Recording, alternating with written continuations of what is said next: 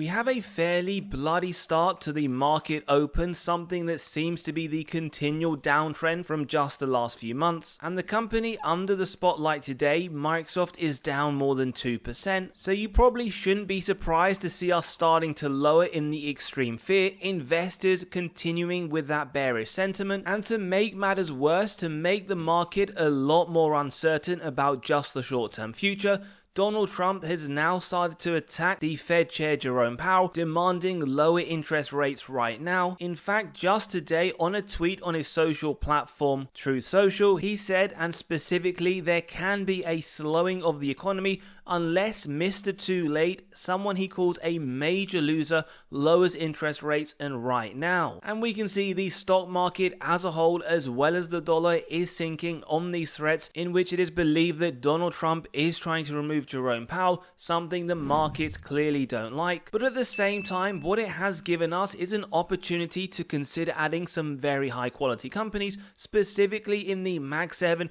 where we're now seeing these valuations at the lowest level since the beginning of 2023. We're talking more than 2 years ago, but bear in mind, if we hear new earnings guidance in the coming weeks, then these valuations will ultimately change and we could have a different perspective as to where they currently sit. Now, no surprises, everyone knows by now, year to date, the markets haven't been that strong, not just the Mag 7, but pretty much across the majority of industries, and Microsoft under the spotlight today is down around 15%, which is very significant. It has been a long time since we have seen all Mag 7 companies down significantly at the double-digit rate, and as we said, it is also down, in fact, at the market open, nearly 3%. We want to understand Microsoft Corporation, high quality company in the Mag 7, trading near its 52-week low. Is it a massive opportunity, or is this one that is actually a shorter term trap and we should consider not adding, just at least in the shorter term? We're going to cover that in today's episode, although we want to highlight that Wall Street themselves consider this company to be a strong buy, as well as seeking alpha with the buy rating. Now, it does also pay a dividend yield under the 1%. We're going to cover that, as well as the valuation around the 27 mark. But over the last year, it is also down around 11%. As we said, year to date, 15% of their market cap just wiped off.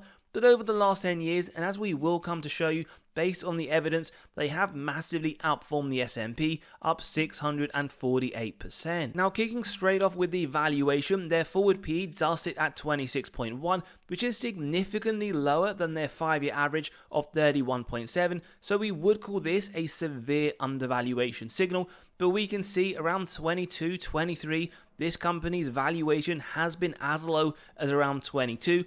Doesn't mean it could get lower, but always good to see just for a different perspective. Like we always say, just because a company maybe looks cheap, it doesn't mean it can't get any cheaper. And we'll also highlight the yield on offer at 0.92% is a little bit higher than the 5-year average of 0.86, something you could also argue as a potential undervaluation signal. We'll also highlight, when looking at this model showing us the 5-year average of the PE, the blue tunnel firstly gives us the expected fair price. Nice to see it increase over time. That is what you always want to see from either a company you're invested in or those you're considering adding, worth more as time progresses. But what we've noticed, not only has the company's expected price increased, but their stock price has been decreasing, which could be an opportunity to buy a high quality company at an attractive level. In fact, for the first time in the last 12 months, we've seen disparity between where the company sits and the bottom end. This is what we would call a severe undervaluation signal. Now, we have to make you aware, in terms of the grading, they do get a D-, but if we do highlight, it is essentially trading above the sector median at 18.7, so you are in essence paying a 50% premium. Question is, does Microsoft deserve a premium to the overall sector? And the second question, which we will answer, how much of a premium does the company deserve? As we've already highlighted though, it does trade at a discount to its own 5-year average, something we can see no matter what metric you look at. Microsoft is trading at a discount to its historical averages, however it trades at a premium, quite a significant one, to the overall sector. Now, in their latest release of their earnings, Q2 FY25, it did show revenue up 12% year on year. We got some small efficiencies to their gross profit margin, up 1 percentage point. They're operating up to, and a small drop to their net profit margin, -1. But one thing we want to highlight their fastest growing income stream, the cloud business, was up 20% on a year-on-year perspective, and we also notice it is the second largest in terms of market share, sitting at 21%, with the overall cloud infrastructure market growing at 22% year-on-year. So perhaps this is one we can see them continue to accelerate at a very rapid rate. Now, speaking of their earnings, they do anticipate the next 4 quarters to be growth, which is always a great sign. And even better, over the last 4 quarters, they have outperformed analyst targets, giving them a 100% track record. And if you're someone that likes to look at their next full accounting period, June 2026, based on the EPS estimate of just under $15, the company on 2026 numbers is trading at a forward valuation of 24.6. Now, their growth grade does get a C-, yet year-on-year revenue up 15%, expected over the next year 14%, well above the sector comparative in the mid-single digit rate, but also not far off their own 5-year at 14 and 13% respectively, with EPS anticipated to grow at 12% over the next 3 to 5 years, probably what lets them down in this overall grading, because as we can see, the sector does sit higher at 14, as well as their own 5-year, although marginally at 13.5. In terms of profitability, it does look strong at an A+, gross margin 69%, above the sector at 50, slightly above their 5-year at 68.8, and the same to be said on their bottom line, 35%, well above the sector at 4, and slightly above their own 5-year at 35.1. In terms of the cash this company generates from operations, well, it is very significant, 126 billion, well above their own 5-year average at 88 billion, but also hugely above the levels of the sector at 109 million. So a quick recap at this stage of the analysis: Wall Street give it a strong buy, seeking alpha with a buy, a D- on valuation, C- on growth, and an A+ on the profitability. Now, we always like to see what are the super investors doing with the company, and whilst we only have a few of them trickling in for Q1 2025, we are expecting Bill Ackman, Bill Gates, Warren Buffett, as well as many others to show their movements in the upcoming days. So make sure you are subscribed to the channel. We will cover them and highlight any key movements. But what we can see at the moment in the most recent quarter, very minimal movement given the actual changes to the percentage of their portfolio, but typically every single quarter there is quite a lot of movements in the super investors, although it is very marginally, whether it's trimming or adding a slight percentage. Again, we will make you aware when we do hear from maybe the larger and more popular super investors. The other thing that we will flag, it is the most held stock by super investors. In fact, 33 of them hold Microsoft Corporation in their portfolio, something worth mentioning. Now, if we look at the institutions, they hold 71% ownership, 115 billion worth of selling over the last year, but a lot more buying, nearly twice as much at 190 billion. And we also see in the most recent quarter 19 billion worth of buying with 1.7 billion worth of selling. So very clear and obvious to note, institutions very bullish on Microsoft, not just over the last year, but also in the most recent quarter. In terms of insiders, we don't get any buying, but we see 106 million just over the last 12 months. None in Q2. In Q1, no movement. In Q4, you'd have to go that far back to see some selling, 17 million shares that were sold. But as we always say, insider selling, not typically a bearish signal. They sell for many reasons, personal and financial. And in fact, you can see quite a lot of US Congress members that have been both buying and selling. So as we do keep going down, the most recent sell was in fact by the CMO on the 9th of September, where they sold 2,500 shares, netting them just over $1 million. Again, information is here if you want to incorporate it in your analysis, but as we said, not something we would typically use. Now let's just talk about the company itself, the underlying metrics, what makes it a high quality company. First thing, dividend safety score 99, very safe. We've covered these two models that do show undervaluation, and as we can see, just in their most recent increase, September 2024, they did grow that dividend just under 11%. As we said, dividend safety score very safe, reaffirmed in February, which highlights that a dividend cut for the company is highly unlikely. Now, for those that believe we are entering into a recession, if not already in one, key metrics from the latest recession, 07-09, they maintained the dividend, didn't increase, didn't cut it. They had negative 9% recession sales. That was above the average of the S&P, around negative 12, and they marginally outperformed the S&P, negative 48, S&P itself, negative 55. One thing that is very consistent with this company are those double-digit dividend increases, increasing it by 10.4% year on year on average over the last 10 years, and they've also been consecutively increasing the dividend for the last 14. As always on this channel, we'll focus on the free cash flow as opposed to earnings, which is susceptible to manipulation by management through accounting. Focusing on the free cash flow payout below 60% is what we want to see. Reason why we use this gives us faith management, as they have done very consistently, can increase those dividends at the double-digit rate. We expect this to continue, given it sits at 30%, expected to be 33% over the next 12 months. Free cash flow, what do we want to see here? Well, consistent increases over the longer term. Pretty much what we see, more than triple over the last 10 years, with a small increase anticipated to $10.20 over the next 12 months. And then sales growth, ideally 3 to 7% at a bare minimum, just to keep up in line with inflation, the 3 to 4% point. But we notice more often than not, double-digit increases to their top line. 2024, no different, sitting at the 16% point. And as we can see, for those that prefer to look at it from a numerical basis, they have grown their top line nearly 3 times from 2015 to 2024, where they reported $245 billion in their top line revenue. We also like to draw your attention to shares outstanding. It is one way that companies can return excess cash to investor pockets through those share buybacks, something Microsoft have done, although not very consistently. In fact, from 2023, there has been no movement, but it is a nice bonus on top of that dividend, which they do increase, as we saw at the 10 to 11% point, at least over the last 10 years. And then we move on to the ROIC. One of our favorite metrics, 10% or more, give us faith management are able to effectively allocate their capital. Very strong and increasing, now sitting at 23%, something we love to see, and I'm sure investors, as well as those that are considering the company, also like to know. As we've highlighted before, with companies, we don't just want them to increase their top line, we also want to see efficiencies to their margin. That is one way to spot a high quality company, and what a way Microsoft have done this. 30% in 2015, now sitting at 45%, very strong efficiencies noted, and you could argue they're a free cash flow machine. Free cash flow margin itself very high, very consistent, sitting at 30% in 2024. Then we move on to the final metric, net debt to EBITDA. Numbers you see below are the number of years it would take the company to pay off all of their debt net of cash on hand, and we want to see below 3. Why we like this correlates to both dividend safety and balance sheet strength.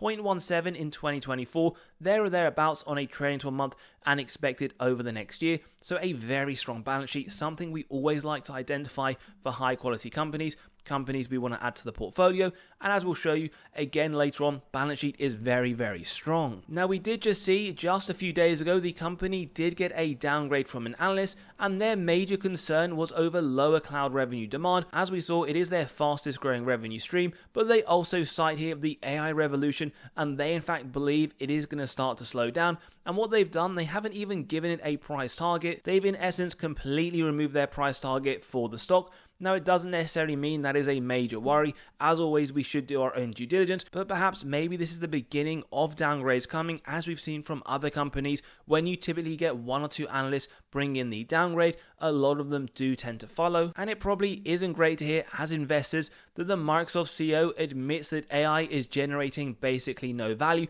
and one of the major reasons why this is a concern, because like the majority of the Mag 7, Microsoft do spend a significant amount of capital expenditures year on year, and they do put this into what they believe is their AI strategy. And we can see for FY25, Microsoft the second largest in terms of capex spending at $80 billion, something that we have seen year on year. They do tend to spend quite a significant amount, and what we ideally want to see based on their very high ROIC is a lot of return to shareholders. But when the CEO is starting to say that about artificial intelligence, when analysts are starting to downgrade, perhaps this is something to sit up and take note, and why we always like to use a margin of safety in our valuation model. Now, we can also compare the performance against others in the system software space. We have Oracle, ServiceNow, as well as many others that are very well known.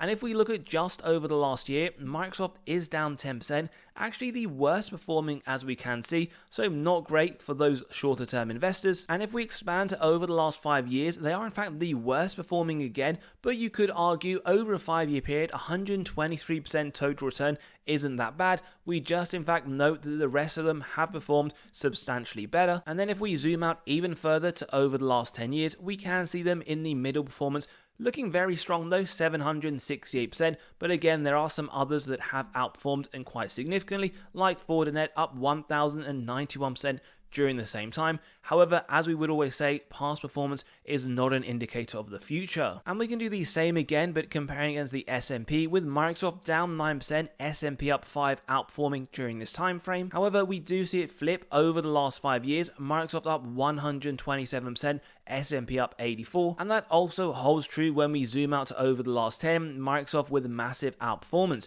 Again, main reason why we do look at this is just to show you that if you don't have faith in these companies over the longer term to outperform the S&P, whatever your time horizon may be, then you can consider a low-cost ETF, whether that's VO that tracks the S&P or something fairly similar. And it's always good to take a quick look at the income statement. We did say their top line revenue, very strong consistent growth, in fact going from 94 billion 10 years ago to 245. But what we really want to identify here is, what does the bottom line net income tell us? Is it a similar story in terms of growth and consistency? And the answer is a pretty simple yes. We do get that consistent growth in line with the top line revenue, going from 12.2 billion 10 years ago to now sitting at 88 billion. And finally, a quick health check of the company, total cash versus total debt. We do see cash decreasing, although still very large, going from 96 billion in June 2015 to now from the latest quarter sitting at 72 billion. But as always, we never look at one number here in pure isolation. It won't give anything away. So we compare it to their total debt numerically and directionally, and we can in fact see it has been growing quite rapidly as well. In fact, over the longer term, we see it go from 36 billion 10 years ago to now sitting over 100 billion at 103. And as we saw, net debt to EBITDA is very low, not at the 0 point yet, but balance sheet overall does look fairly strong. Now, before we jump into our valuation, we want to let you know we have released our latest free weekly article where we cover 2 stocks we have just bought, and we send one every single Monday morning to your inbox completely for free, where we cover severely undervalued stocks as well as what's gone in the market over the last few days.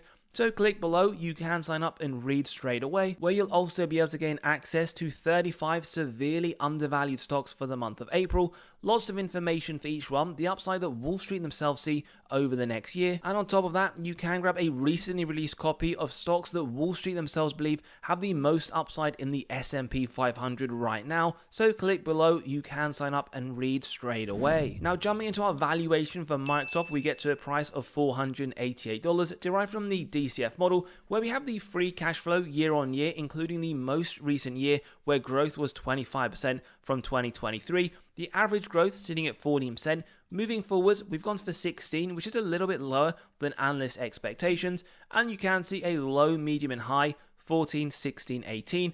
As always, numbers here are subjective. You can grab a copy of this model by clicking on the pinned comment below, running through your own numbers, whether it's for Microsoft or any others.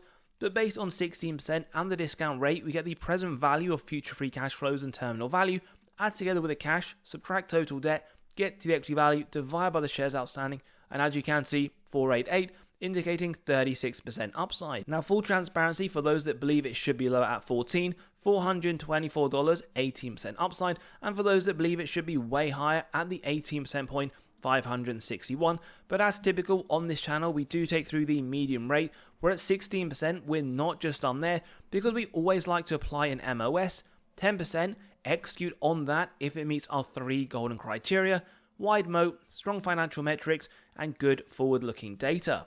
If you believe that in today's episode, a buy at $439, then we keep going till it's near the current trading price. And in essence, what we're saying, not a 30% MOS just yet, that would be $341. You are getting at least 25% margin of safety up to $366, which, as we saw, Wall Street do give it a strong buy rating. They see this at $500 over the next year, in turn translating to 39% upside. So do you believe Microsoft is a buy right now? 25% MOS, 39% upside, and we'll also show you, for those that believe we should use the lower rate at 14%, that you are still in essence getting a margin of safety. As we keep on going, you can see bang on 15% at $360 and upside of 39%. So in your opinion, Microsoft, buy, hold or sell? And don't forget to sign up to the free weekly newsletter, grab those spreadsheets, come and join us at Patreon where we cover our weekly buys and sells. And as always, have a great day. We'll see you all on the next one.